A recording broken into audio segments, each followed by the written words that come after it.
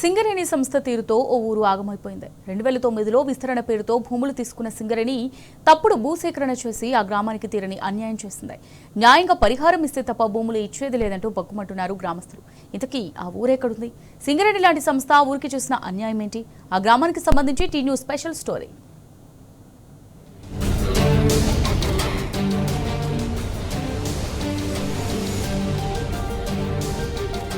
పెద్దపల్లి జిల్లా రామగిరి మండలం బుధవారంపేట గ్రామాన్ని సింగరేణి సంస్థ ఆగం చేస్తోంది.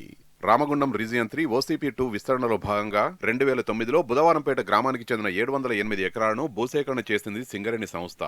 బుధవారంపేట గ్రామాన్ని సింగరేణి ప్రభావిత గ్రామంగా ప్రకటించింది. 2011-12లో డ్రాఫ్ట్ నోటిఫికేషన్ డేట్ కాగా 2015లో అవార్డు పాస్ అయింది. అయితే సింగరేణి అధికారులు భూసేకరణలో తమ గ్రామానికి అన్యాయం చేశారంటూ గ్రామస్తులు మండిపడుతున్నారు. మాదో 2 ఎకరాల భూమి పోతుంది. భూమి పోయినాక మేము ఇక్కడ ఉండి ఏం చేస్తాం? మా పిల్లలను ఆ భూమి వ్యవసాయం చేసుకుని చదివిస్తున్నాం. మా భూమి పోయినాక మా పిల్లల్ని చదివించుకోవాలి. మేము కూడా అసాంఘిక కార్యకలాపాలకు బానిస అవుతాం. మా పిల్లలు చదవరు. అంత ఆశ్రమ గోచరంగా అయిపోతుంది. మా భూములు తీసుకుంటారు ఫస్ట్. మా ఇల్లు తీసుకున్నాకనే భూములు ఇస్తాం. తద్వారా దాకా ఇయ్యం.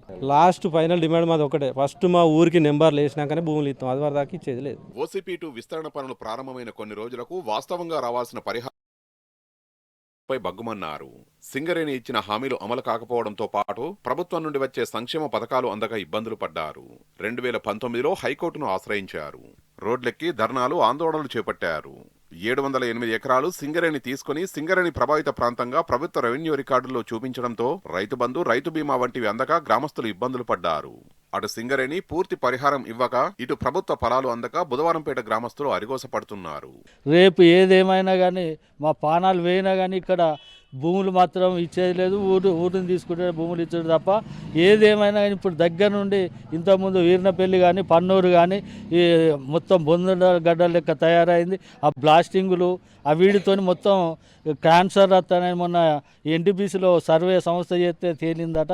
ఇది మా పరిస్థితి. రేపు కూడా ఇది ఇట్లా జరిగితే మేము కూడా పానాల బారిన పడి చనిపోయే కన్నా ముందే ఇప్పటికి ఏదైనా తెగించైనా కొట్లాడుతందుకు మేము సిద్ధంగా ఉన్నాం.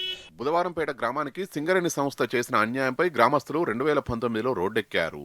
ధర్నాలు, ఆందోళనలు చేస్తూ హైకోర్టును ఆశ్రయించారు. హైకోర్టు 2023లో సింగరేణి చేసిన అవార్డు రద్దు చేసి భూములు రైతులకు తిరిగి ఇవ్వాలని, రైతులకు గతంలో మాదిరిగా రిజిస్ట్రేషన్ చేసి ఇవ్వాలని సంచలన తీర్పునిచ్చింది. అప్పటి నుండి రైతుకు సింగరేణి, రెవెన్యూ MRO, RDO కార్యాలయాల చుట్టూ తిరుగుతున్న 60% రైతులకు మాత్రమే భూములు తిరిగి రిజిస్ట్రేషన్ అయ్యాయి.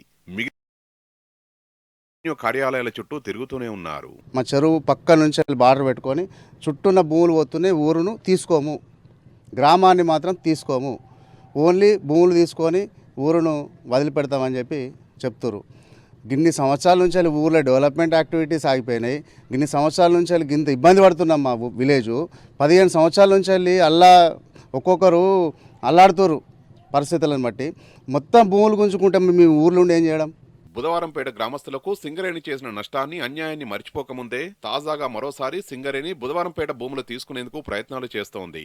4 నెలల క్రితం 536 ఎకరాలు కావాలని నోటిఫికేషన్ విడుదల చేసింది. 88 ఎకరాలు సైలెంట్ గా కొనుగోలు చేసింది. మరో 448 ఎకరాలు కావాలంటూ గ్రామస్తుల్ని ఆశ్రయిస్తోంది. దీంతో రైతులు సింగరేణికి చుక్కలు చూపించారు. గతంలో జరిగిన అన్యాయాన్ని గుర్తు చేసుకున్నారు. 100% అన్ని రకాల పరిహారం చెల్లించాలని డిమాండ్ చేశారు. అంతేకాకుండా మా భూములతో పాటు గ్రామాన్ని మొత్తం తీసుకుంటే తప్ప భూములు ఇవ్వమని తేల్చి చెప్పారు. పంట పొలాలు